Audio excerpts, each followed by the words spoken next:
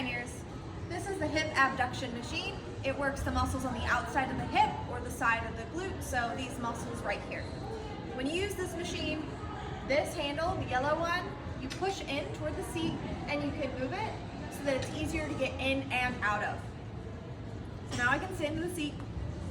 And when I sit down, I'm going to bring these all the way together. But before I do, let me show you. If I'm a taller person, I want to use the bottom footrest. If I'm a shorter person with shorter legs, I'll use the top footrest, whatever's more comfortable for you. Bring them all the way together. Sit so that my whole back is on the mat and my whole butt is on the mat. I can use these if I can reach them for a grip. I like to hold the back of the seat because I can't quite reach here.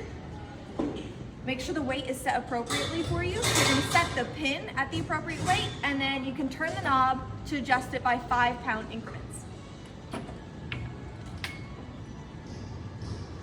Then I'm just going to push the pads away from each other and then come back in with control.